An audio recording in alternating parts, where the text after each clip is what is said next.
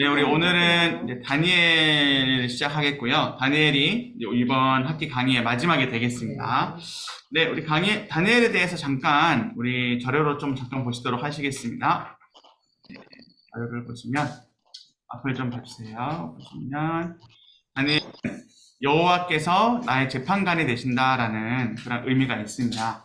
나중에 다니엘뿐만 아니라 세 친구의 이름도 우리가 나누도록 할 텐데요. 다니엘은 그러한 이름이고요. 그리고 다니엘서의 핵심은 용기와 보호입니다. 우리가 이 땅을 살아갈 때에 믿음으로 살아간다라고 하잖아요. 믿음을 다른 말로 저는 용기라고 표현을 하고 싶어요. 근데 다니엘서에서도 용기를 내어서 그 시대 가운데서 하나님 말씀을 지키는 장면들, 우리가 잘 알고 있는 여러 장면들이 있죠. 자, 그런 부분들이 있고, 또 다니엘서는 사실 상당히 복잡한 구조로 되어 있어요. 그래도 잠깐만 살펴보시면 1장은 바벨론 궁전에서 다니엘의 그 모습이 나옵니다. 잘 알다시피 뜻을 정하는, 그래서 채식을 하는 그런 모습들 알고 계시죠? 그리고 두 번째는 느부갓네살 왕이 신상을 보게 됩니다. 자, 그리고 세 번째는 풀무불에서 건져진 우리가 또 잘 알고 있는 다니엘의 세 친구, 네, 그리고 느부갓네살의 꿈과 또 느부갓네살이 하나님을 인정하는 모습이 4장에 나오고요. 5장에서는 벨사살 왕이 등장하고 또 다리오 왕이 등장을 합니다. 6장에서는 내 짐승에 대한 환상이 나오고요. 또 7장에서는, 그리고 8장에서 12장 마지막에는 순양과 수렴소의 환상으로 끝을 맺게 됩니다. 그래서 오늘은 이 가운데서 핵심적인 것만 좀 살펴보도록 하겠습니다. 우리 먼저 9월 2일자 성경 핵심 이해하고 기도하기 책을 펼치시고 그 내용부터 한번 같이 살펴보도록 하겠습니다. 9월 2일자입니다.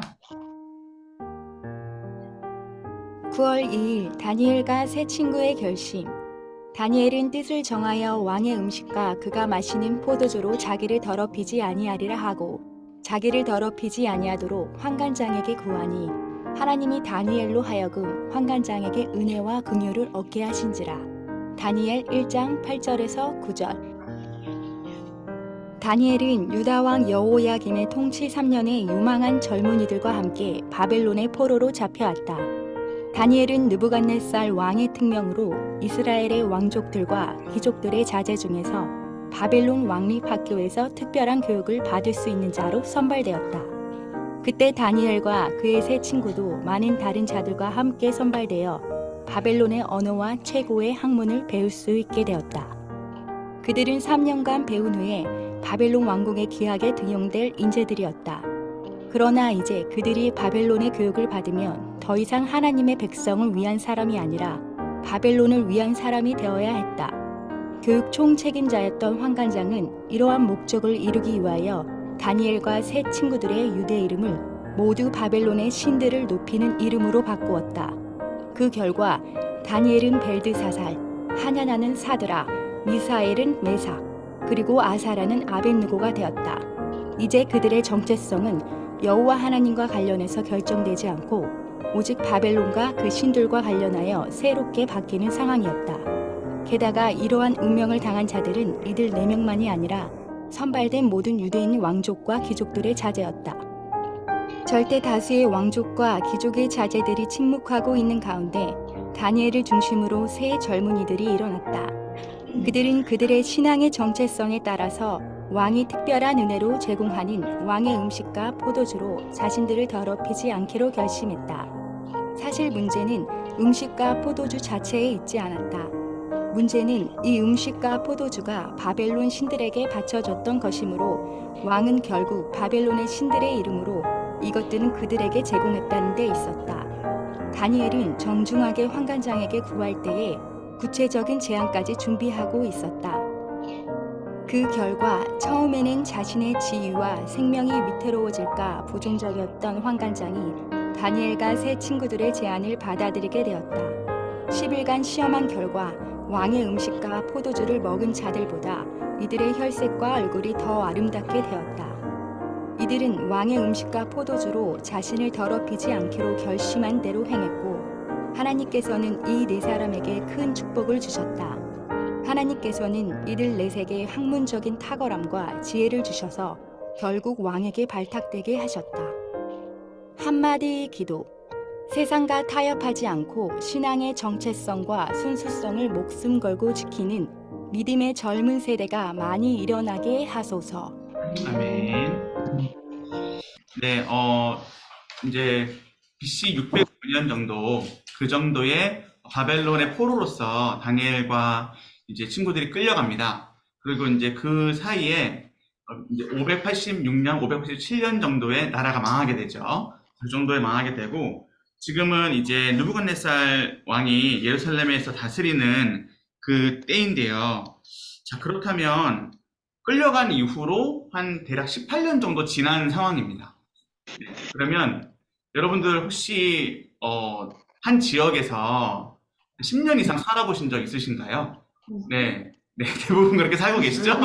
네, 저는 서울에 온 지 한 2년 정도 됐습니다. 네, 생긴 거는 너무 서울 사람같이 생겼지만 저는 이제 촌놈인데요.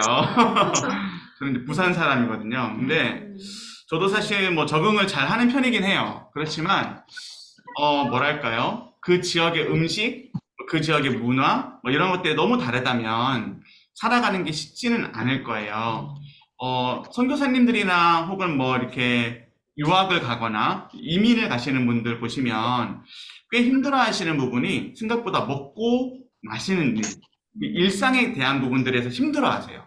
또 이슬람 국가 같은 경우는 계속 기도 소리가 들리거든요. 뭐 기도 소리가 너무 들리고 이러니까 이런 것들이 좀 표현하기를 영적으로 눌린다, 너무 힘들다, 뭐 이렇게도 얘기를 하시고, 그런 것뿐만 아니라 우리가 이사를 가도 그곳에서 적응하기에는 조금 시간이 걸리잖아요.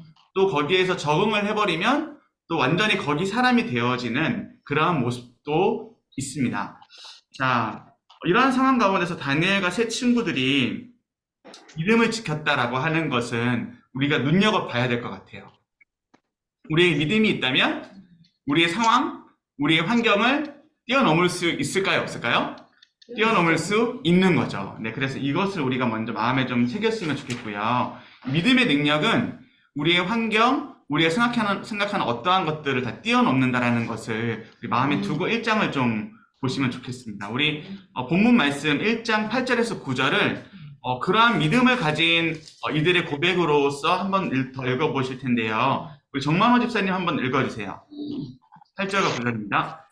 다니엘은 뜻을 정하여 왕의 음식과 그가 마시는 포도주로 자기를 더럽히지 아니하리라 하고 자기를 더럽히지 아니하도록 환관장에게 구하니 하나님이 다니엘로 하여금 환관장에게 은혜와 긍휼을 얻게 하신지라.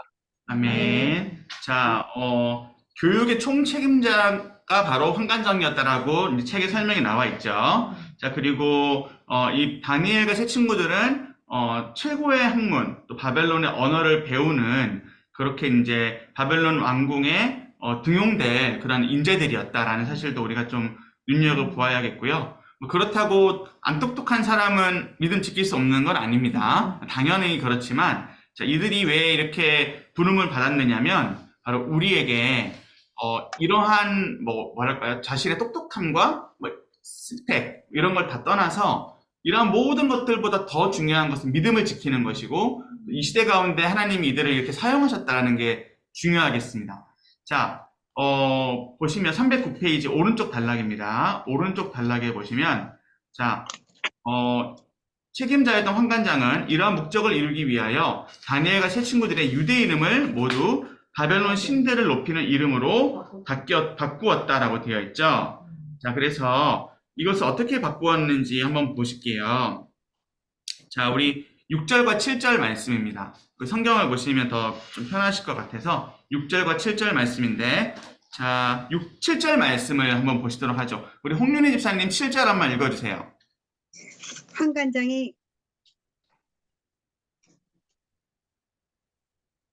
환관장이 그들의 이름을 고쳐 다니엘은 벤드사살이라 하고 하나냐는 사드락이라 하고 미사일은 메색이라 하고 아사랴는 아벳느고라 하였더라.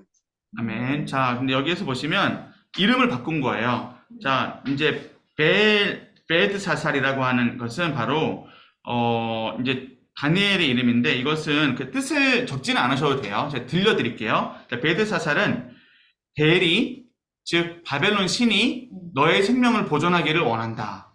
자, 바벨론 신의 축복이 들어있는 이름이죠. 사실상 좋은 이름이긴 해요. 그 지역에서는. 자, 그런데 원래 다니엘의 이름이 뭐라고 했죠? 하나님께서 자, 재판관이시다. 예, 재판관이시다라는 그러한 뜻이었죠. 자, 이름의 뜻이 완전히 바뀝니다. 자, 그리고 하냐냐. 원래 하냐냐의 뜻이 이제 무엇인고 하니, 하냐냐는 은혜라는 뜻이에요. 하나님의 은혜. 하나님께서 너에게 은혜를 베푸신다라는 뜻이 하냐냐인데, 그 이름을 뭐라고 바꾸냐면 사드락이라고 해요. 이 사드락은 뭐냐면, 이것도 신의 달, 해와 달이 있는데 이 달신이 너를 보호한다. 달신이 너에게 명령을 주신다라는 그러한 뜻입니다. 자, 그리고 미사엘. 자, 미사엘이라고 하는 것은 주님 같은 하나님 같은 분이 누가 있는가라고 하는 하나님을 높이는 이름이에요. 자, 그런데 미사엘의 이름은 메삭이라고 합니다. 메삭은 뭐냐면 누가 그 바벨론 신과 같으냐. 네, 이름이긴 한데 자, 어때요? 뭔가 이름이 완전 반대로서 가고 있죠. 자, 그리고 아벳느고라고 하는 뜻은 이제 아사랴의 이름인데, 아사랴는 여호와께서 도우신다라고 하고, 아벳느고는 뭐냐면 바로 바벨론의 신 느고라는 아벳느고인데, 아벳은 종이라는 뜻이고 느고가 있는 신의 이름이에요. 그래서 너는 느고의 종이다. 그러니까 여호와께서 너를 도우는 게 아니라 네가 신을 도와야 된다. 이런 의미인 거죠. 근데 이 이름에서도 정체성이 드러나 있고 삶의 방향이 드러나 있는 거예요. 그래서 여러분들의 재판장은 누구신가요? 누가 여러분들을 판단하시나요? 하나님이 판단하시죠. 네, 세상이 판단하는 것이 아니라 하나님이 판단하시죠.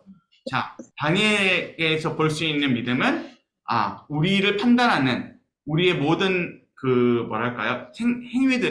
행함들을, 생각들을 판단하는 것은 하나님이시다라는 것을 우리가 기억을 해야겠죠. 자, 그리고 나머지 부분들도 그렇게 적용을 할 수 있는데, 자, 중요한 것은 자, 이렇게 바뀌는 이러한 모든 부분들, 또 삶이 바뀌게 되는 이러한 상황 가운데서 이들이 어떻게 하고 있죠? 자, 300페이지 밑에서 두 번째 줄 보시면요. 절대다수의 왕족과 귀족의 자제들이 침묵하고 있는 가운데 다니엘을 중심으로 세 젊은이들이 일어났다. 자, 그들은 그들의 신앙의 정체성에 따라서 왕이 특별한 은혜로 제공하는 왕의 음식과 포도주로 자기 자신을 더럽히지 않기로 결심했다. 자, 그러면 여기에서 이제 이 음식이 잘못되었느냐라는 그러한 질문이 있으시죠? 자, 사실 문제는 이 부분부터 우리 홍윤희 지사님 한 번만 더 읽어주세요. 310페이지 사실 문제는 이 부분부터요. 네? 10페이지. 네, 310페이지 네 번째 줄부터. 사실 문제는 이번 부분부터요.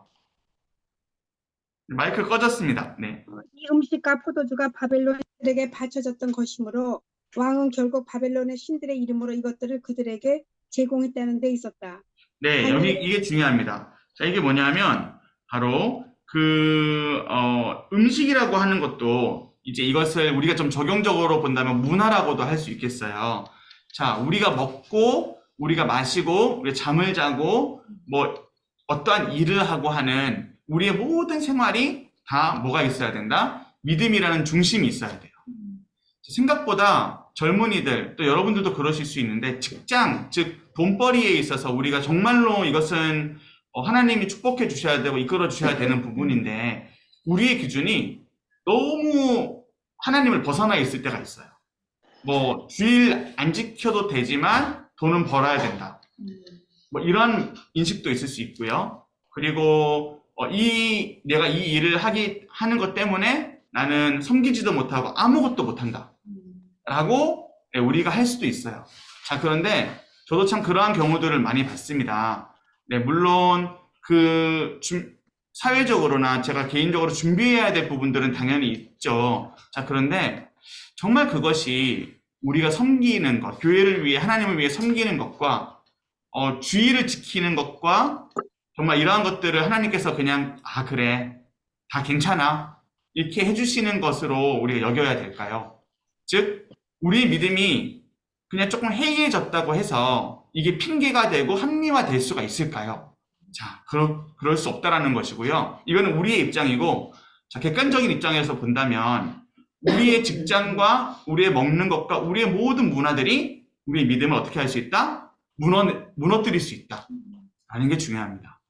자, 그래서 만약에 여러분들이 직장이나 여러 가지 상황 가운데서 좀 조율해야 될 부분들이 있다면 꼭 기도하시면서 그 기준을 하나님께 두고 조율을 하시는 게 필요하고요. 또 먹고 마시는 것이 중요하더라고요. 네, 먹고 마시는 게 왜 중요하냐면 제가 아이들을 키워보니까 중요하더라고요. 이 아이들한테 무엇을 먹이느냐, 무엇을 먹이지 않느냐에 따라서 심지어 아이들의 성격과 미래도 달라진대요. 자, 제가 우리 아이들한테 아무튼 뭐든지 먹이거든요. 참고로 저희 아이들이 저 같은 경우는 이제 첫째가 11살이고 둘째가 8살이고 한데 셋째는 이제 태어난 지 얼마 안 됐고, 근데 얘네들이 물론 부산에서 와서 그런 것도 있습니다. 내장국밥도 먹습니다. 내장, 그러니까 곱창이란 거 있잖아. 이런 것도 잘 먹어요. 네, 잘 먹고 뭐 아무튼 매운 거는 저희가 이제 거의 주지 않는데 그래도 이제 그런 어떤 조금 아이들이 싫어할 만한 음식들, 뭐 채소 같은 것도 잘 먹는 편이고 그래요. 근데 제가 이제 이거를 굳이 자랑하는 이유는 뭐냐면 얘네들이라고 이거를 먹고 싶었겠어요? 아니죠. 먹기 싫어했어요. 근데 정말 끝까지 먹였어요. 그게 이제 한 2, 3년 정도 실랑이가 있긴 있더라고요. 근데 네, 아무튼 토하든 어떻든 아무튼 먹였습니다. 왜냐하면 제가 지난 시간에도 말씀드렸지만 부모와 자녀의 그 방향성이 다르잖아요. 부모는 필요한 것을 주고 아이들은 원하는 것을 달라 그러고 그잖아요. 그러니까 우리가 하나님의 말씀에 맞추어서 필요한 것들을 먹이고 또 필요한 하나님의 방법대로 하는 것은 여러분들이 지키셔야 된다는 거예요. 저도 마찬가지고. 그것은 아주 사소한 것부터 시작이 되는 거예요. 아주 사소한 것에서 우리가 무너지면 다 무너집니다.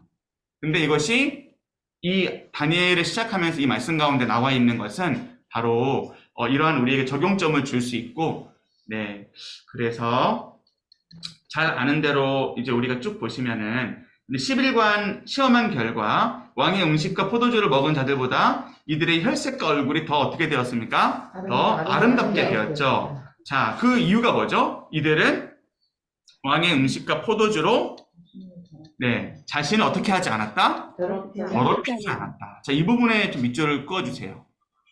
자, 때로는 음식과 포도주로 인해 더러워질 수 있는 거예요. 자, 탐욕, 그리고 절제. 탐욕과 절제는 반대잖아요. 근데 탐욕과 절제라는 것을 얘기할 때 주로 나오는 것이 음식이에요. 음식. 우리가 음식에 대해서 뭐 아무것도 아닌 것처럼 여기지만 음식을 잘못 먹으면 병이 걸릴 수도 있잖아요. 아시죠? 음식을 너무 많이 먹으면 우리의 건강이 나빠지는 것도 당연합니다.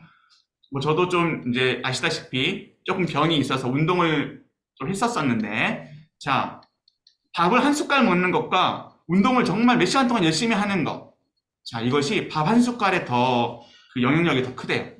물론 둘 다 필요하지만 먹는 게 그렇게 중요하다는 겁니다. 자, 즉 먹는 것이라고 하는 것은 우리의 모든 삶을 저는 말하고 싶어요. 이 먹는 것을 위해서 돈도 벌어야 되고 먹는 것을 위해서 우리가 또 즐거움을 또 누리잖아요. 우리 즐거움일 수도 있고 우리가 필요로 생존의 어떠한 그런 본능일 수도 있고, 이 모든 것들로 우리는 자신을 더럽히지 않겠노라고 우리는 이렇게 좀 다니엘과 같이 결단을 하는 우리가 되기를 바라고요. 그러면 반드시 하나님이 어떠한 복을 주시냐면, 자, 그 다음을 보세요. 하나님께서는 이 네 사람에게 큰 복을 주시는데 어떠한 복이죠? 하나님께서는 이들 넷에게 학문적인 탁월함과 지혜를 주셔서 결국 왕에게 발탁되게 하셨다. 자, 이것을 너무 또 직장이나 우리 아이들 이렇게 너무 적용하시면 또 실망하실 때가 있습니다. 네, 그렇게는 마시고, 물론 다니엘 학습법이라는 학습법도 있긴 있어요. 자, 그런데 이게 100%는 아니에요. 자, 중요한 건 뭐냐면 학문적인 탁월함과 지혜는 뭐냐면 하나님이 사용하시겠다라는 거예요. 저도 학문적으로 탁월하지 않습니다. 죄송한데 저보다 다른 보목사님들, 담임 목사님이 훨씬 똑똑하십니다. 그런데 저에게 지혜를 주셔서 저에게 하나님이 지혜를 주셔서 가르칠 수 있는 능력을 갖추게 된 거예요. 제가 똑똑해서가 아니에요. 여러분들도 마찬가지입니다. 여러분들이 저보다 똑똑하시지만 여러분들을 통해서 하나님 반드시 이 시대 가운데 일하실 겁니다. 어떻게 해요?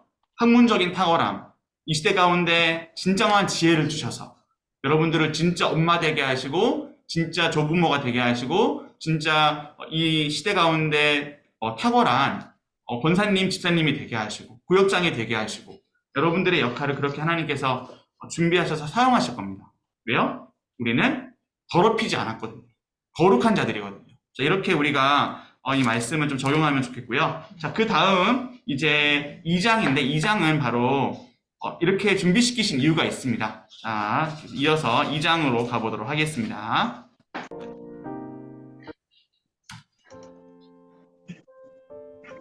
(9월 3일) 하나님 나라의 비전. 이 여러 왕들의 시대에 하늘의 하나님이 한 나라를 세우시리니 이것은 영원히 망하지도 아니할 것이요 그 국권이 다른 백성에게로 돌아가지도 아니할 것이요 도리어 이 모든 나라를 쳐서 멸망시키고 영원히 설 것이라. 다니엘 2장 44절. 하나님께서는 다니엘에게 모든 환상과 꿈을 깨달아 해석할 수 있는 능력을 주셨다. 다니엘과 세 친구는 느부갓네살 왕 앞에 서서 왕의 질문을 받고 답을 한 결과 지혜와 총명이 온 나라의 최고 전문가인 박수와 술객보다 10배나 더 뛰어난 자들로 인정을 받았다. 느부갓네살의 즉위 제2년이 되었을 때 왕은 엄청나게 충격적이고 무서운 꿈을 꾸었다. 그의 통치 2년은 바벨론의 왕의 통치 계산법이 유대의 계산법과는 다르게 즉위년, 1년, 2년의 방식을 따르므로 실제적으로는 그의 통치 3년이 되는 해다. 바로 이 해는 다니엘과 세 친구가 3년간의 특별 교육을 마치고 왕에게 인정을 받아 등용된 지 얼마 되지 않는 시점이었을 것이다. 왕은 이 꿈으로 인하여 잠을 이루지 못하였고 왕궁의 최고 전문가들을 모두 소집하여 자신이 꾼 꿈의 내용과 그 해석을 말하라고 명령했다. 황당한 요구를 받은 꿈과 이상 해석의 전문가들은 왕께서 꾼 꿈의 내용을 직접 말씀해 주시면 그 해석을 제공하겠노라고 하였다. 하지만 왕은 꿈의 내용과 해석을 모두 제공하라고 다그쳤다. 왕은 만일 그렇게 하지 못하면 그들 모두를 죽이고 그들의 집을 거름더미로 삼을 것이라고 협박했다. 그래도 그들은 여전히 왕에게 꿈의 내용을 말씀해 주시면 해석을 제공하겠다고 간청하였다. 왕은 시간을 끌지 말고 자신이 요구하는 것을 내놓으라고 독촉했다. 그러자 그들은 왕이 그들에게 요구하는 것은 신들 외에는 보일 자가 없다고 말했다. 왕은 그들의 말에 분노하여 바벨론의 모든 꿈 해석 전문가들을 다 죽이라고 명령했다. 이에 따라 그들만이 아니라 다니엘과 그의 친구들도 죽을 운명에 처하게 됐다. 이러한 급박한 상황에 다니엘은 왕의 근위대장 아리옥에게 아주 지혜롭고 슬기롭게 접근하여 왕의 요구에 답할 시간을 왕으로부터 직접 얻었다. 다니엘과 세 친구들이 함께 기도한 결과 하나님께서는 왕의 꿈과 해석을 그들에게 알려주셨다. 다니엘은 아리옥을 찾아가서 바벨론의 꿈 전문가들을 죽이는 일을 중단하고 자신을 왕께 인도하라고 말했다. 왕 앞으로 인도받은 다니엘은 왕이 바벨론의 꿈 전문가들에게 요구했던 바로 그 꿈의 내용과 해석을 거침없이 말했다. 다니엘은 먼저 왕에게 꿈의 내용을 말했다. 이어서 그 꿈에 대한 탁월한 해석을 내놓았다. 꿈의 해석에는 세 가지 핵심이 있었다. 첫째는 세상의 여러 왕들 가운데 바벨론 왕은 왕의 왕이며 그의 나라는 가장 큰 나라라는 것이다. 둘째는 그럼에도 불구하고 왕의 나라는 영원하지 못하며 왕의 나라보다 못한 나라들이 계속 일어날 것이라는 것이다. 셋째는 열국들의 흥왕의 맨 마지막에 하나님께서 영원히 망하지 않는 한 나라를 세우신다는 것이다. 하나님께서 세울 나라는 이 세상 모든 나라를 쳐서 멸망시킬 것이며 영원히 망하지 않는 나라가 될 것이다. 만일 느부갓네살이 이 마지막 말에 귀를 기울여 집중했다면 이것을 빌미로 얼마든지 다니엘을 죽일 수도 있었다. 하지만 그는 자신이야말로 역사상 가장 위대한 왕이고 자신의 나라는 가장 큰 나라라고 생각하고 있었기 때문에 이 마지막 말에 전혀 관심을 두지 않았다. 사실 그는 그렇게 되리라고 믿지도 않았다. 3장이 보여주는 것과 같이 그가 큰 신상 전체를 모두 금으로 만든 것은 그가 꿈에 본 신상, 곧 머리만 금으로 된 신상에 대한 도전과 거절의 분명한 표현이었다.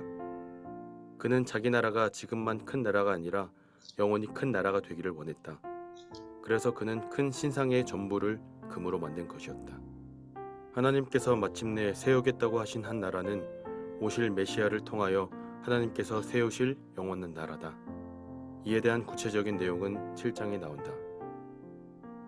한마디 기도. 유다의 다윗 왕조의 등불이 마침내 꺼져가는 시점에 미래에 세워질 영원한 나라의 희미한 불꽃을 다니엘과 그 친구들에게 보여주신 하나님을 찬양합니다. 아멘. 네, 바벨론 포로로 있는 그 시기 가운데서 어떠한 희망이 있었을까요? 사실 희망 갖기 참 쉽지 않습니다. 그죠? 여러분들 혹시 뭐 많은 빚을 져보신 적이 있나요? 빚을 많이 지면 이 빚을 언제 갚나 뭐 이런 마음이 들어서 지금도 그러실 수도 있는데 아무튼 낙심하지 마십시오. 왜냐하면 그것이 끝이 아니거든요. 끝이 아니고 우리의 인생도 이것으로 인해서 끝이 아닙니다.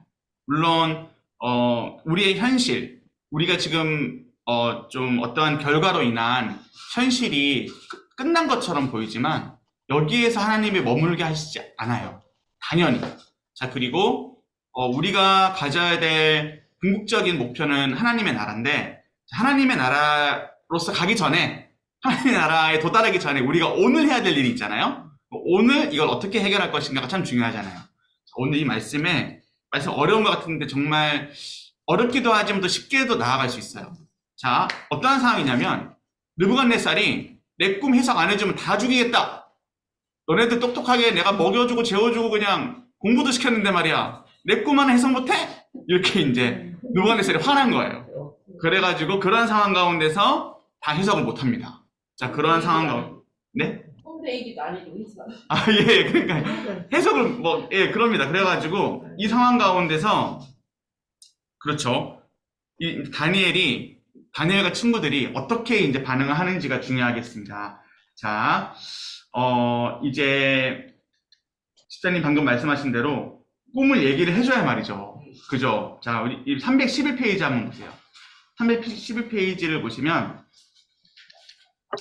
자, 왕은 자신이 꾼 꿈의 내용과 그 해석을 알아라라고 명령을 하는데, 하지만 왕은 꿈의 내용과 해석을 모두 제공하라라고 계속해서 다그치고 있죠. 자, 그러면서 만일 그렇게 하지 못하면 그들 모두를 죽이고 그들의 집을 거름더미로 삼을 것이다 라고 협박을 하죠. 자, 여전히 꿈의 내용을 말씀해 주셔야만 우리가 해석을 합니다라고 하지만 그러지 않아요. 이게 무슨 뜻일까요? 왜 이러한 말도 안 되는 역정을 낼까요? 자, 그런데 이게 바로 하나님이 일하시는 방법이에요. 하나님은 때로는 이런 식으로도 일하신다라는 거죠. 자, 근데 여기에서 중요한 것이 있어요. 자, 왕이 그들에게 요구하는 것은 신들 외에는 보일 자가 없다라고 돼 있어요. 자, 2장 한번 말씀을 보시도록 할게요. 2장입니다. 2장 10절에 보시면 10절과 11절인데요. 11절을 보시도록 하겠습니다. 11절을 보시면 왕께서 물으신 것은 어려운 일이라 육체와 함께 살지 아니하는 신들 외에는 왕 앞에 그것을 보일 자가 없나이다 한지라. 자, 우리가 어떠한 상황 가운데 절망 가운데 있든지 하나님이 살아계신다라는 것을 우리는 드러내야 된다는 거예요. 어떻게 드러내느냐? 이러한 시험이 온다는 거죠. 그런데 이것을 우리가 직접적으로 이렇게 알 수는 없고, 자, 하나님께서 우리의 이 망한 것 같은 절망과 같은 상황 가운데서 나는 여전히 살아있다는 것을 보여주실 때가 있는데, 자, 문제 가운데서 또 어려운 가운데서 어떻게 하느냐, 이게 제일 중요하겠습니다. 자, 우리 이제 16절부터 쭉 보시면은, 자, 우리 17절을 한번 보실까요? 자, 16절, 17절 보시면 16절에 보시면 다니엘이 왕께 시간을 주시면 왕에게 그 해석을 알려드리겠습니다 라고 하죠. 꿈과 해석을 알려드리겠다라는 거죠. 17절에 뭐라고 되어 있죠? 이에 다니엘이 집으로 돌아가서 그 친구 하나냐와 미사엘과 아사랴에게 그 일을 알리고 18절을 한번 같이 읽어볼게요. 18절 시작. 하늘에 계신 하나님이 이 은밀한 일에 대하여 불쌍히 여기사 다니엘과 친구들이 바벨론의 다른 지파들과 함께 죽임 받지 않게 그들로 하여금 구하게 하니라. 보세요. 여기에서 이 성경으로 한번 밑줄을 꺼보시면, 자, 하늘에 계신 하나님이 불쌍히 여겼다라고 되어 있죠. 하늘에 계신 하나님이 어떻게 여겼다? 불쌍히 여겼다. 그래서 마지막 줄 보세요. 그들로 하여금 뭐 하게 하신다? 그렇죠. 구하게 하신다. 이게 바로 기도인 것이죠. 근데 여러분, 저와 여러분이 이제 이쯤 와서는 이제 이렇게 고백을 해야 돼요. 기도는 우리가 하는 게 아니에요. 기도는 하나님이 우리를 통해서 하게끔 하세요. 하나님이 우리를 통해서 무릎 꿇게 하세요. 어쩔 때는, 자, 제가 절망을 왜 처음에 얘기를 했냐면, 절망의 상황 가운데서 방법을 찾으시는데, 방법 찾기 전에 다리에 힘이 풀리시지 않나요? 절망을 맞이해 보세요. 다리에 힘 풀립니다. 그러면, 하나님의 뜻이 뭔지 아세요? 무릎 꿇어라예요. 무릎 꿇고, 내가 불쌍히 여기고 있는데, 네가 해야 될 것은 뭐냐면, 구하는 거야. 나에게 맡겨봐. 나를 의지해봐. 무릎을 꿇어서 울지만 말고 하나님의 이름 한번 불러봐 라고 하는 거죠. 그래서 많은 사람들이 고난도 축복이라고 얘기를 하는 거예요. 왜냐하면 그 고난 가운데서 누구를 만나니까? 하나님을 만나니까요. 자, 이 하나님을 만나는 사실 표면적인 방법은 기도인데 이 기도마저도 하나님이 하게 하신다라는 게 오늘 이것의 정말 핵심입니다. 자, 그래서 기도가 먼저 있었다는 사실이 중요해요. 꿈을 해석하기 전에 그 똑똑한 머리 사용하기 전에 기도가 있었다라는 사실, 그리고 그 기도는 하나님이 하게 하셨다라는 사실, 이것이 중요하겠고요. 자, 그래서 그 속에서 하나님이 19절 보시면 은밀한 것이 밤의 환상으로 다니엘에게 나타나 보이시죠. 자, 이 당시에는 말씀이 아닌 손에 성경도 없고 아무것도 없습니다. 다니엘에게 그 지혜와 모든 것들을 동원하여서 환상으로 말씀을 하십니다. 자, 그런데 이제 주신 해석이 뭔가요? 이 해석이 중요하겠죠. 자, 해석이 뭐냐면 자, 이제 36절부터 나옵니다. 31절부터 이제 그 해석이 나오죠. 31절부터 아무튼 쭉 나오는데 해석이 중요하겠죠. 꿈을 일단은 얘기를 해요. 꿈을 얘기하는데 그 꿈 가운데 중요한 것은 자, 어떠한 그 신상이 있고요. 31절을 쭉 보세요. 신상이 있고요. 자, 그 신상이 이러한 것들로 만들어져 있다라는 건데 34절이 중요하거든요. 정만호 집사님 34절 한번 읽어주세요. 또 왕이 보신즉 손대지 아니한 돌이 나와서 신상의 쇠와 진흙에 발을 쳐서 부서뜨리매. 네, 자 여기에 보시면 우상이 있는데 아무튼 큰 신상이 있는데 이게 이제 와르르 무너집니다. 돌 하나가 와서 어떻게 했어요? 네, 이 발을 딱 쳤다는 거죠. 그랬더니 와르르 무너집니다. 자, 이 이미지 이해 안 되시는 분은 없죠. 자, 그런데 이게 뭐냐면 이 세상의 진짜 주인은 사실 사탄이 아니라 예수님이시다라는 거예요. 예수님이 오셔서 이 땅의 모든 사탄의 권세를 다 무너뜨리시고 예수님이 왕이 되실 것이다라는 거예요. 자, 이것을 여러분들 이때까지 제가 설명드렸던 수업들을 한번 생각해 보세요. 예수님 어떻게 왕이 되셨어요? 십자가와 부활로 그 이후 승천하셔서 왕이 되셨죠. 자, 그리고 예수님이 다시 오시면 진정한 온 땅의 왕이 되시죠. 사탄의 나라는 점점 줄어들고 하나님의 나라는 점점 커지는데 예수님께서 이 땅에 오시는 그날 완전히 하나님 나라가 되죠. 온 땅이 이 온 지구상이 하나의 나라가 되죠. 자, 이 그림을 꼭 기억해 두시고 이것을 미리 그려주는 거예요. 너무 놀랍지 않나요?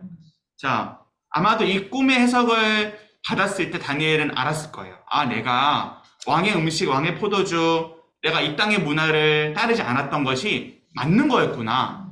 그때 알았을 거예요. 자, 절망 가운데 있을 때 너무 무너지지 마시고 오히려 더 말씀으로 더 하나님의 사람으로 그렇게 바르게 서시는 저와 여러분 되기를 바랍니다. 소위 말하면 정신 차린다 그러잖아요. 위기 상황에서 우리가 정신 차려야 돼요. 그리고 하나님 앞에 서야 돼요. 그리고 기도해야 돼요. 그러면 하나님 반드시 이러한 탁월한 해석을 주십니다. 이 해석은 우리의 모든 상황 가운데서 해결책이 되는 거예요. 그러니까 이러한 경험도 있으시기를 바라고, 자, 계속해서 보신다면 이제 내용을 볼 텐데 311페이지에 꿈의 세 가지 핵심이 있습니다. 왼쪽 단락에 밑에서 네 번째 줄입니다. 꿈의 해석에는 세 가지 핵심이 있었다. 첫째는 세상의 여러 왕들 가운데 바벨론 왕은 왕의 왕이며 그의 나라는 가장 큰 나라다라는 것이죠. 둘째는 뭐죠? 그럼에도 불구하고 왕의 나라는 영원하다, 영원하지 않다? 영원하지 못하며 왕의 나라보다 못한 나라들이 계속 일어날 것이다 라는 거죠. 셋째는 열국들의 흥왕의 맨 마지막에 하나님께서 영원히 망하지 않는 한 나라를 세울 것이다 라는 거죠. 자, 그리고 하나님께서 세울 이 나라는 이 세상 모든 나라를 쳐서 멸망시킬 것이며 영원히 멸망하지 않는 나라가 될 것이다 라는 것이죠. 이게 바로 이제 44절입니다. 44절이 바로 그러한 의미를 가진 부분이죠. 44, 45절이 우리가 아까 읽었던 그 손대지 아니한 돌이 결국 영원한 하나님 나라를 세울 것이다 라는 거죠. 그래서 45절에도 손대지 아니한 돌이 있습니다. 이거 체크해 주시면 감사하겠어요. 자, 우리가 성경을 볼 때 그래도 어느 정도의 건전한 해석은 알고 있어야겠죠. 손대지 아니한 돌은 메시아, 즉 예수님을 가리키는 겁니다. 자, 34절과 45절에 손대지 아니한 돌은 누구를 가리킨다고요? 바로 메시아, 바로 예수님을 의미하고 예표하는, 미리 보여주는 것입니다. 이 정도 알아주시면 되겠고, 자, 그래서 하나님은 결국 이 메시아 예수님을 통해서 영원한 하나님 나라 만드시겠다라는 것을 다니엘에게 먼저 우리에게 보여주십니다. 자, 우리 그러면은 이제 그 다음 내용으로 9월 4일로 넘어가 보도록 하겠습니다. 9월 4일자 바꿔드리겠습니다. 9월 4일 세상 나라를 다스리는 하나님. 이는 순찰자들의 명령대로요 거룩한 자들의 말대로이니 지극히 높으신 이가 사람의 나라를 다스리시며 자기의 뜻대로 그것을 누구에게든지 주시며 또 지극히 천한 자를 그 위에 세우시는 줄을 사람들이 알게 하려 함이라 하였느니라. 다니엘 4장 17절. 4장 10절에서 17절은 느부갓네살 왕이 꾼 꿈의 내용이다. 왕은 꿈을 꾼 뒤에 나라의 모든 꿈 해석 전문가를 소집하였으나 그들은 왕의 꿈을 해석하지 못했다. 이 장의 경우는 꿈의 내용과 해석을 제공하는 것이었으나 4장의 경우는 왕이 그들에게 말하는 꿈의 내용을 해석만 하면 되었다. 그래도 그 누구도 왕의 꿈을 해석하지 못했다. 나중에 다니엘이 왕 앞에 들어왔고 왕은 꿈의 내용을 그에게 말했다. 다니엘은 왕의 기대에 따라 즉시 왕의 꿈을 해석했다. 꿈의 내용은 다음과 같았다. 왕이 꿈속에서 땅의 중앙에 있는 한 나무를 보았는데 이 나무가 얼마나 크게 자랐는지 그 높이가 하늘에 닿았고 그 모양은 땅 끝에서도 보일 정도였다.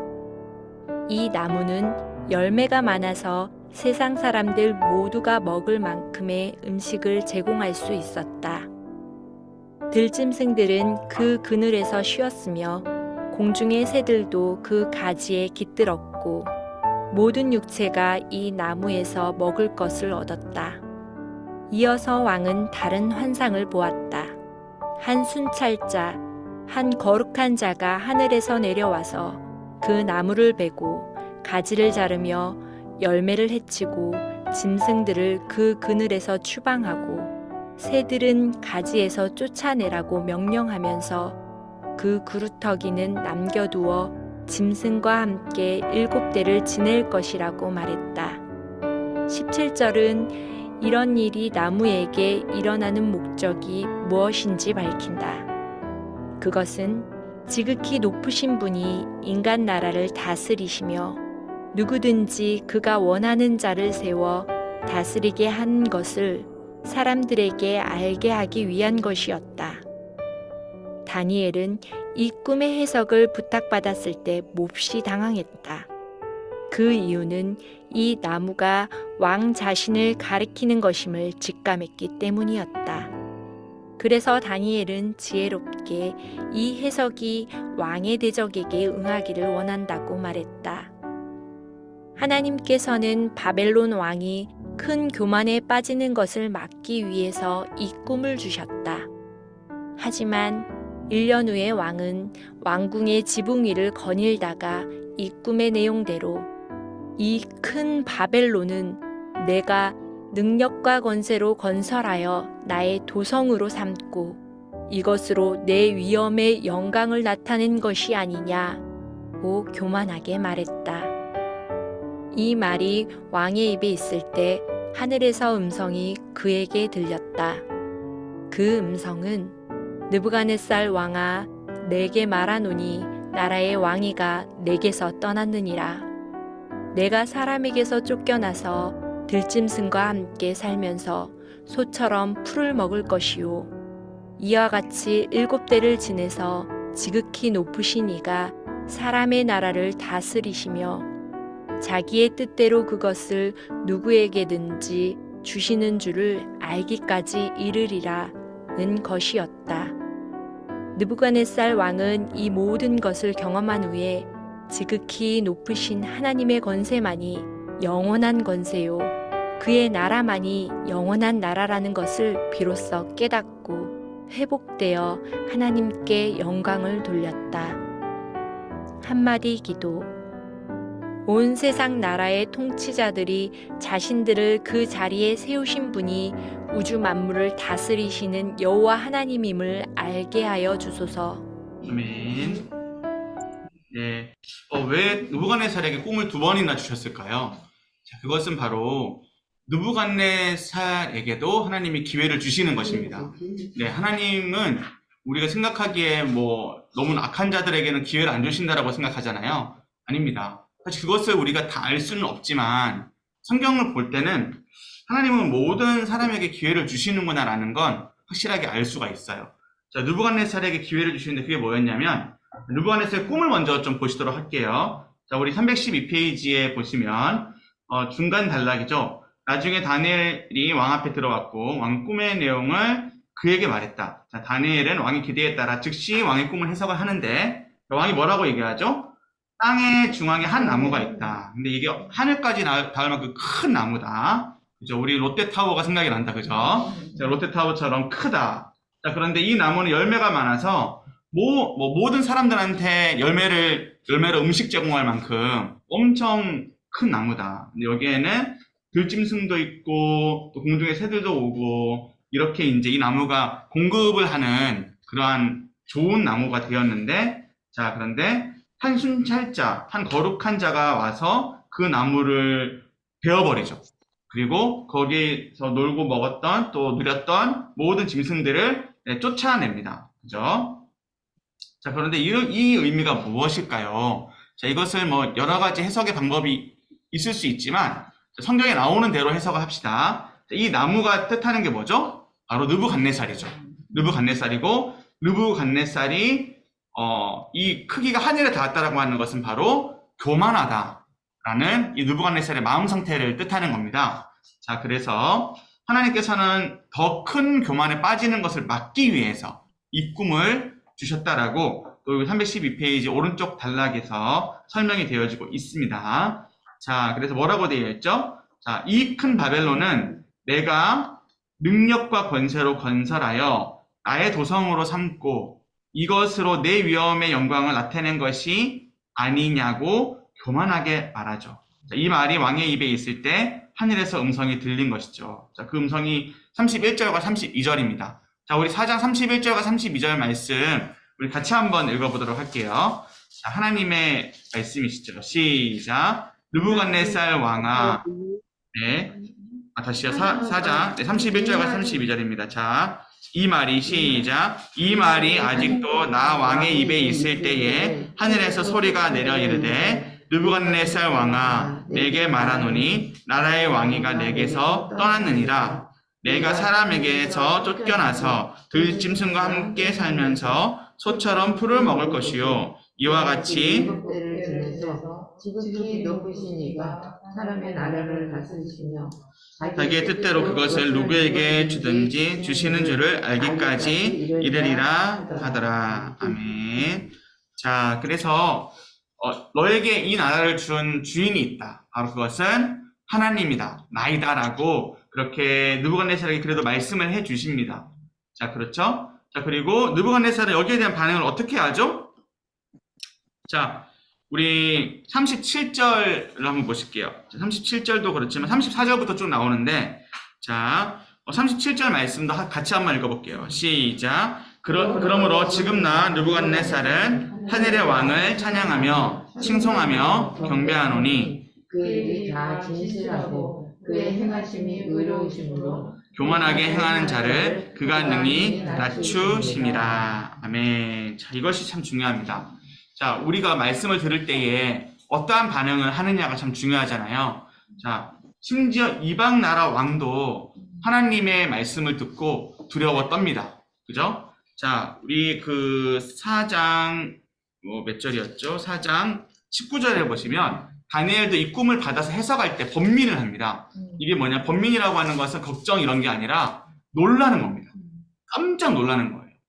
하나님이 이러한 꿈을 느부갓네살에게 주시다니 라고 하면서 이제 놀라고, 자, 이렇게 하나님께서 때로는 우리에게 놀랍게 하시고 당황스럽게 하시고, 자, 이러한 상황 가운데서 하나님이 주인이시다라는 메시지를 주실 때가 있잖아요. 자, 그때 우리는 반드시 하나님을 인정하고 하나님께 돌아오는 그러한 저와 여러분의 믿음이 되기를 바라고요.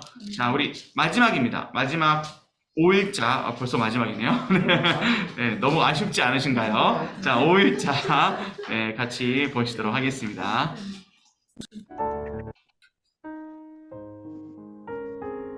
(9월 5일) 인자 같은 분에 대한 계시. 내가 또 밤 환상 중에 보니 인자 같은 이가 하늘 구름을 타고 와서 옛적부터 항상 계신 이에게 나아가 그 앞으로 인도되매 그에게 권세와 영광과 나라를 주고 모든 백성과 나라들과 다른 언어를 말하는 모든 자들이 그를 섬기게 하였으니 그의 권세는 소멸되지 아니하는 영원한 권세요 그의 나라는 멸망하지 아니할 것이니라. 다니엘 7장 13절에서 14절. 다니엘은 벨사살 왕 5년에 하나님으로부터 하나님 백성의 미래에 관한 놀라운 환상을 받았다. 그가 먼저 본 환상은 바다에서 올라온 큰 네 짐승과 관련된 것이다. 이 환상은 2장에 기록된 느부갓네살 왕이 본 큰 신상의 이상과 동일한 메시지를 가진다. 다니엘이 이 환상 다음에 본 것은 하나님의 천상 보좌에서 펼쳐지는 일이었다.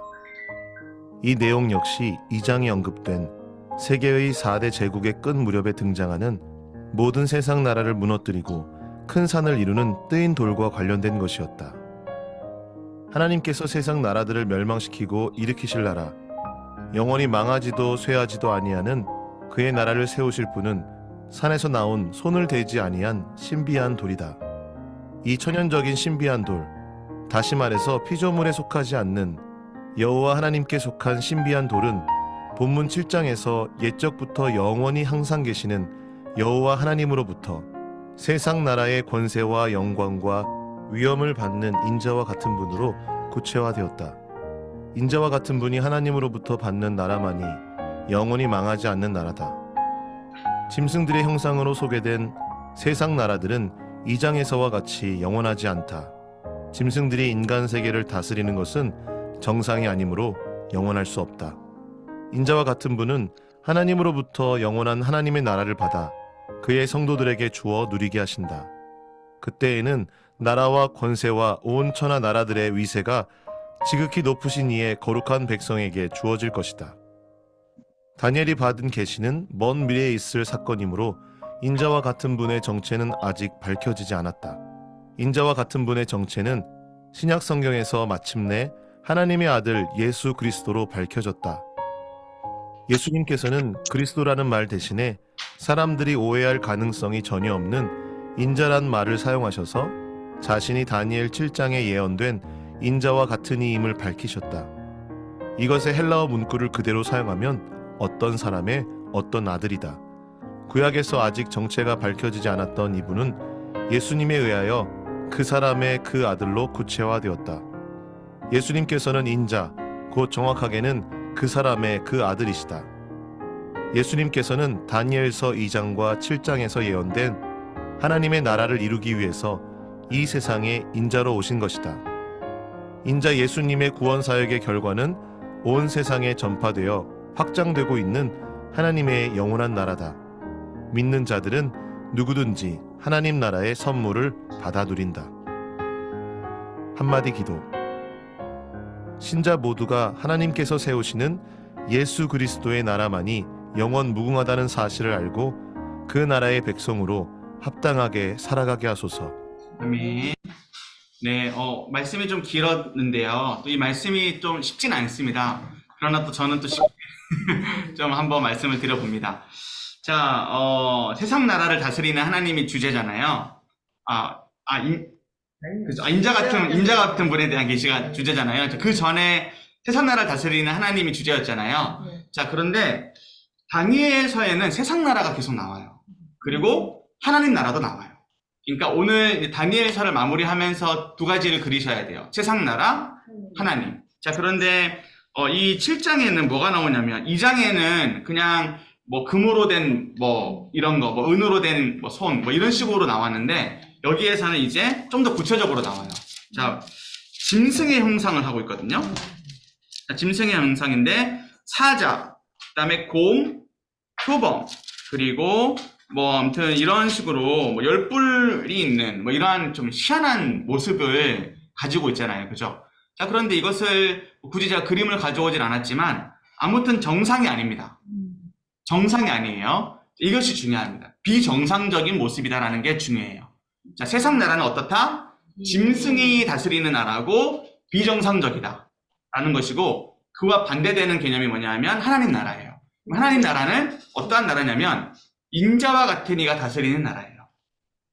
즉 다시 말하자면 사람이 다스리는 나라예요. 근데 이 사람은 저와 여러분 같은 사람이 아니라 바로 누구를 뜻하죠? 이 인자 같은, 이제는 뭐 바로바로 나오시는군요. 네, 그렇습니다. 이게 이렇게 나오셔야 돼요. 자, 이게 정말 짐승이 다스리는 나라, 그리고 하나님 나라는 누가 다스리는 나라다? 예수님이, 그렇죠. 인자와 같은 예수님이 다스리는 나라인 거예요. 자, 이 그림을 그려놓고 이걸 보셔야 돼요. 그러면 이게 조금 더 쉽게, 어렵습니다. 어렵지만 좀 더 쉽게 나올 수 있고, 자, 정상적이지 않는 짐승의 모습들. 즉, 이 나라는, 세상 나라는 정상적이지 않아요. 자, 이 모습이 성경에서 쭉 나오고, 특별히 요한계시록에 많이 나오고, 또 종말에 대해서 말을 할 때도 정상적이지 않은 그러한 어떠한 모습들, 뭐 인륜에 있어서도 정상적이지 않고, 또 뭐 자연에 있어서도 정상적이지 않고, 근데 지금도 그런 모습들이 있잖아요. 아시다시피 인간의 욕망이 얼마나 무서운지 우리는 다 보고 있는데, 자, 보세요. 인간의 욕망, 인간의 죄악은 결국 사탄, 즉 짐승, 즉 비정상적인 모습이다라는 것이죠. 자, 그러나 우리가 맞이하게 될 하나님의 나라는, 예수님 다스릴 나라는 너무나도 아름답고 또 당연히 정상적이다라는 것인데, 여기에서 인자라는 것이 좀 애매하다, 혹은 누군지 알 수가 없다라고 설명이 되어 있죠. 자, 그런데 먼저 이 인자는 일단은 아담을 뜻하는데 아담은 아니잖아요. 아담은 첫 창조된 인간이지, 또 우리와 같은 동일한 인간이지, 이 아담은 아니잖아요. 그러면 이 인간은, 이 인자와 같은 이 인간은 사람의 아들인데, 이 인자는 뭔가 특별해야 된다는 거죠. 자, 그래서 이것이 무엇을 보여주고 있느냐면 특별한 인간인, 즉 우리 인간과는 좀 다른 인간인 예수님을 뜻하는 거죠. 이렇게 이해하시면 제대로 이해하신 겁니다. 여기에서 너무 많이 해석하시면 이제 2단, 3단, 5단이 되는 겁니다. 자, 2단, 3단, 5단 되지 마시고. 자, 그래서 인자와 같다는 표현을 하는 거군요. 그렇죠. 예, 인자와 같다는 게 바로 인자라고 그거예요. 안 하고. 자, 예수님은 인자, 즉 사람이세요. 사람의 아들이세요. 그죠? 자, 그러나 또 역시 성령으로 잉태된 하나님의 유일한 아들이시죠. 그죠? 그렇기 때문에 인자와 같은 이라고 표현이 된 거예요. 자, 이것을 꼭 기억해 주시고. 어려웠어요. 자, 예, 어렵습니다. 어려운데, 그러니까 이것이 이제 인간이 다스리는 나라인데, 이 인간이 우리가 아니라는 거죠. 우리가 아니라 바로 예수님이라는 거고, 또 이제 좀 어려운 개념인데, 자, 하나님 나라, 즉 창세기에 나오는 나라를 한번 보세요. 에덴 동산을 한번 보세요. 누가 다스리고 있어요? 하나님이 다스리는데, 하나님의 그 다스림의 권한, 즉 그 대리 위임장이죠. 이것을 누구한테 줬죠? 아담에게 주잖아요.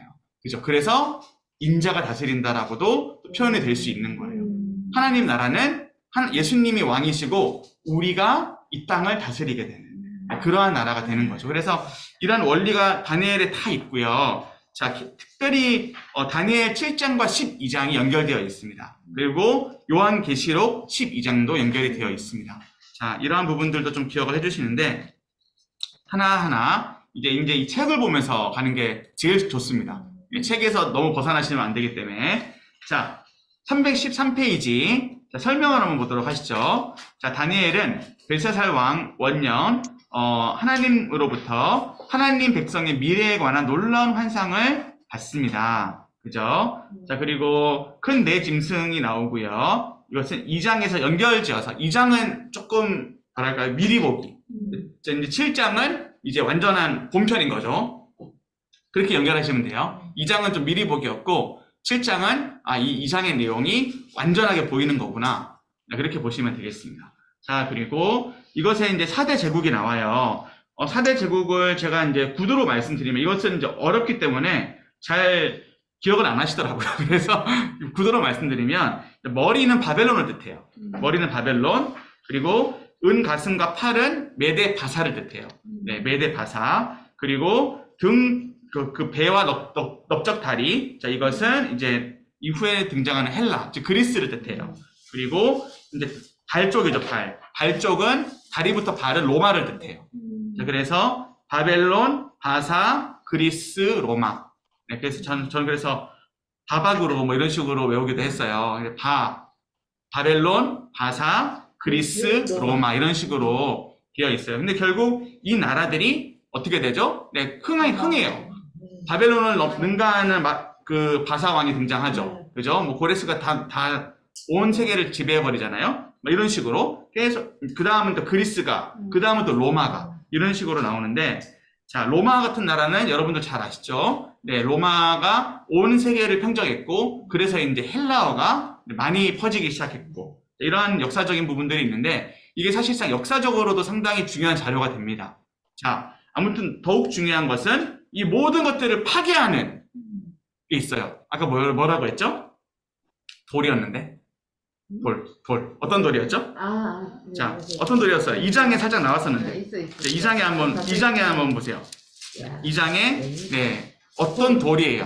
또 있는 네, 2장에 보면 손대지 아니한 돌이에요. 그죠? 손대지 아니한 돌이 나오죠. 자, 그리고 7장으로 가보시죠. 자, 7장에도 이제 돌이 나옵니다. 자, 돌이 나오는데 바로, 그렇죠. 뜨인 돌이 나오죠. 뜨인 돌. 자, 그리고, 이제 7장 45절, 아니라, 7장 45절 아니죠? 자, 이것은, 자, 아무튼 또 손 대지 아니한 돌이 나오는 거죠. 자, 이 돌이 바로, 이게 이제 2장인 것 같아요. 2장인 것 같아요. 7장이 아니라 2장입니다. 이게 좀 표기가 잘못됐네요. 자, 그래서, 하나님께서는 이 나라를 무너뜨릴 돌을 준비하신다라는 그 개념. 또 돌에 대한 개념은 우리가 앞에서도 쭉 봤어요. 바로 예수님을 뜻한다라는 거죠. 자, 그리고 이 진짜 의미는 뭐죠? 자, 우리 313쪽 마지막 그 왼쪽에 단락을 보세요. 밑에서 6번째 줄. 하나님께서 세상 나라들을 멸망시키고 일으키실 나라, 영원히 망하지도 쇠하지도 아니하는 그의 나라를 세우실 분은 누구시죠? 산에서 나온 손을 대지 아니한 신비한 돌이다. 이 천연적인 신비한 돌, 다시 말해서 피조물에 속하지 않는 여호와 하나님께 속한 신비한 돌은 본문 7장에서 옛적부터 항상 영원히 계시는 여호와 하나님으로부터 세상 나라의 권세와 영광과 위엄을 받는 인자한 분으로 어떻게 됐다? 구체화되었다라는 거죠. 자, 이것이 참 중요합니다. 그래서 우리가 이 말씀을 볼 때에 정말 하나님께서는 다 계획이 있으시구나. 이거 이제 유행어라서 잘 아시죠? 하나님은 다 계획이 있으시구나. 너무 걱정하지 마세요. 우리의 상황 가운데서 우리가 똑바로 서 있으면, 이 시대 선지자로 잘 서 있으면 하나님은 계획대로 이루어 가십니다. 자, 인자와 같은 분. 자, 이분이 바로 예수님이시죠. 이 예수님이 바로 영원한 하나님 나라를 받아서 그의 성도들에게 누리게 하세요. 하나님에게서 그 영원한 하나님 나라를 받아 누리게 하세요. 이 내용이 또 요한계시록의 내용이기도 합니다. 자, 그래서 이제 314페이지로 넘겨보시죠. 넘겨보시면 예수님께서는 자, 이 부분이 있는데 자, 이게 좀 중요한 단락이라서 우리 정만호 집사님 한번 읽어주세요. 예수님께서는 그리스도라는 말 대신에 사람들이 오해할 가능성이 전혀 없는 인자란 말을 사용하셔서 자신이 다니엘 7장에 예언된 인자와 같은 이임을 밝히셨다.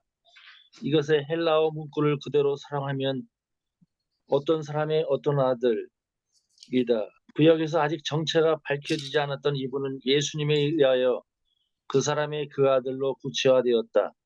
예수님께서는 인자, 곧 정확하게는 그 사람의 그 아들이시다. 그렇죠. 네.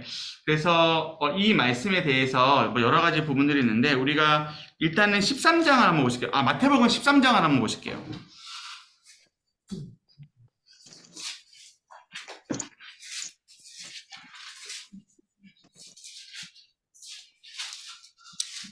자, 우리가 다시 처음으로 좀 돌아가는 듯한 그러한 부분이 있어요.